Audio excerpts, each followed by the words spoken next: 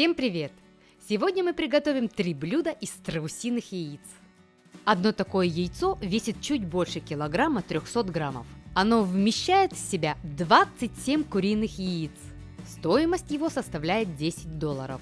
Продается отдельно и скорлупа за $4.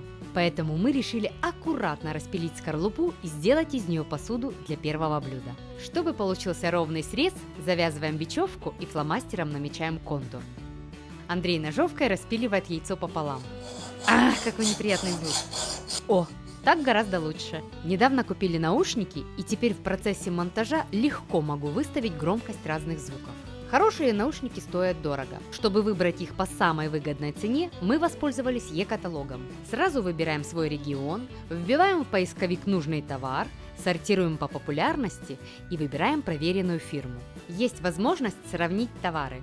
Дополнительную информацию можно узнать из видеообзоров и прочитать отзывы. Еще и разные цвета есть.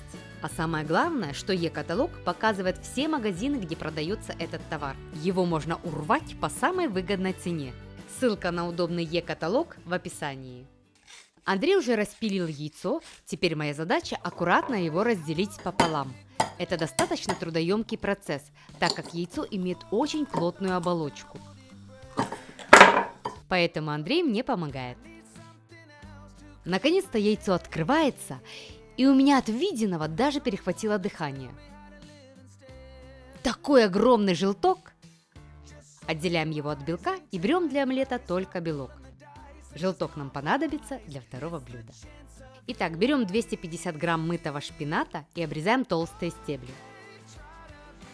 Отделяем один зубчик чеснока и чистим. Режем его на тонкие пластинки. На сковороде разогреваем оливковое масло, кладем чеснок, подрумяниваем около минуты и добавляем листья шпината, обжариваем их меньше минуты, пока они не станут мягкими. Затем добавляем сок половины лимона, солим и тушим его приблизительно 30 секунд. Нарезаем кубиками помидор, болгарский перец, зеленый лучок, укроп, петрушку и немного кинзы. Отлично! Овощная тарелка готова, переходим к белку. Такого огромного количества точно хватит на 4 человека. Сначала в белок добавляем соль, сухой чеснок с травами и перемешиваем. Затем кладем шпинат и зелень с овощами. Чем их больше будет, тем вкуснее получится наш омлет. Все перемешиваем. Если вы не считаете калории, то для большей смачности натираем твердый сыр. Смешиваем ингредиенты, подготавливаем посуду, берем половник и наливаем наш омлет, так, чтобы 1-2 см не доходили до бортиков. Теперь отправляем в духовку на 50 минут при температуре 180 градусов. Омлет уже поднялся и готов, поэтому мы вытягиваем его. Натираем сверху сыр, поджариваем бекон и украшаем им омлет, формируя волны. Нарезаем микрозелень и посыпаем. Как по мне, это очень оригинальная подача, а теперь пришло время попробовать. Как же это красиво, полезно и вкусно! Это стоит повторить. Самое экстремальное блюдо оставим на конец. А сейчас рецепт с рисом и страусиным желтком. Для начала приготовим рис. Смываем лишний крахмал под холодной водой, промываем его до тех пор, пока вода не станет достаточно чистой. На 1 чашку риса добавляем 2 чашки воды. Чтобы рис сварился быстрее, его можно замочить на 30-60 минут, тогда время приготовления сократится почти вдвое. Теперь тарелку застилаем пищевой пленкой и помещаем туда желток страуса. Собираем углы пленки, закручиваем ее и перевязываем бечевкой. Варим в кипящей воде приблизительно 15 минут. Возвращаемся к рису. Он хорош тем, что его вкус всегда можно изменить с помощью соуса. Итак, берем 12 зубчиков чеснока, натираем цедру одного лимона и цедру апельсина. Кстати, самый насыщенный запах получается из замороженного цитруса. Все закидываем в сотейник и берем розмарин. Добавляем целую веточку, которую мы потом вытянем. Выливаем 4 столовых ложки оливкового или подсолнечного масла, 100-150 мл воды и ставим в сотейник на небольшой огонь приблизительно на 15 минут. Вода практически испарилась, аромат просто необыкновенный. Все пропускаем через блендер, добавляем мед 1 или 2 столовые ложки, соль и сок лимона по вкусу. Вновь ставим сотейник на огонь и томим около минуты. Вытягиваем желток, освобождаем его от пищевой пленки и сервируем наше блюдо. Присыпаем солью со специями и разрезаем желток в надежде, что он всмятку. Нашу красоту сдабриваем кисло-сладким чесночным соусом. В следующий раз делаем его более жидким.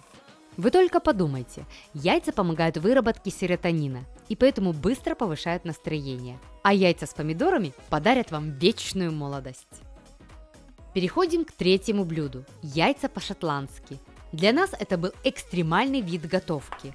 Смотрите далее почему. Этот популярный британский рецепт повторим для страусиного и для куриного яиц. Для начала сварим яйца. Куриное готовим 4,5 минуты, а страусиное целый час. Чистим охлажденные яйца. Если вам не жалко $4, то удаляем скорлупу традиционно. Скорлупа страусиного яйца очень толстая. У этого, например, она 2,5 мм. Поэтому мы удивились. Как можно было так быстро разбиться? Ведь пилили мы ее долго. В другом же случае разрезаем ее пополам и аккуратно, проворачивая, снимаем с яйца. Вот смотришь на него и понимаешь, это самое крупное яйцо в мире. И как же приятно держать в руках такую громадину. Заранее ставим кастрюлю на огонь и наливаем растительное масло. Теперь готовим кляр. Разбиваем яйца, солим, перчим и перемешиваем. Берем говяжий фарш и приправляем его солью, черным перцем, перцем чили, красной паприкой и все объединяем. Формируем небольшую мясную лепешку, а затем вторую и кладем в нее вареное куриное яйцо. Теперь заворачиваем вокруг него фарш. Мясной шарик с яйцом обваливаем в муке, затем окунаем в миску с кляром и покрываем панировочными сухарями. Хотелось бы по такому принципу сделать и страусиное яйцо. Да не все так просто. Поэтому в миску кладем пищевую пленку, выкладываем слой фарша, равномерно распределяя его по стенкам. Делаем выемку с помощью скорлупы и помещаем на фарш вареное яйцо. Далее зеркалим действие.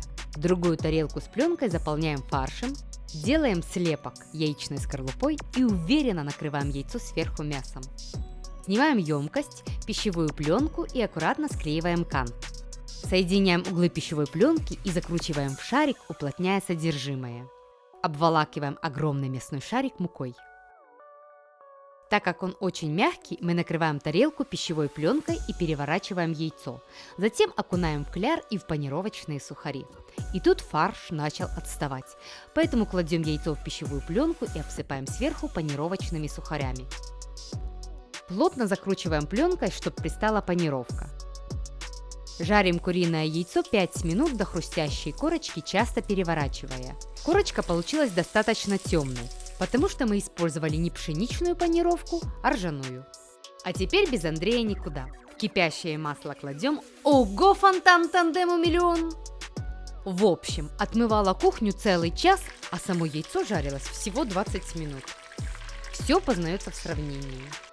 Теперь выкладываем жареное яйцо на салфетку, чтобы стек лишний жир. Пришло время пробовать яйца по-шотландски. Сначала разрезаем страусиное яйцо, но когда доходим до желтка, чувствуем большое сопротивление, поэтому аккуратно продолжаем действие, чтобы его не разломать.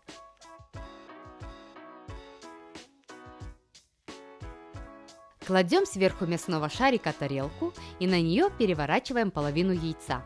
Сразу отмечу, что белок у страусиного яйца более прозрачный, чем у куриного. По вкусу он не сильно отличается, хотя считается более полезным. Разрезаем куриное яйцо и поздно вспоминаем, что мы же его готовили всмятку. Обратите внимание на яркий желток. Это говорит о том, что птица много времени проводит на свежем воздухе. И мы можем по максимуму от яйца получить витамин D. Я уже предвкушаю, как это потрясающее блюдо возьму с собой на пикник. Судя по просмотрам, вам очень зашло видео «3 закуски под фильм». Если вы хотите вторую часть, пишите в комментариях «Хочу продолжение». А если это видео наберет 45 000 лайков, мы вне очереди снимаем закуски под фильм 2. Поэтому ставь лайк, подписывайся на наш канал и до вкусных встреч. Всем пока!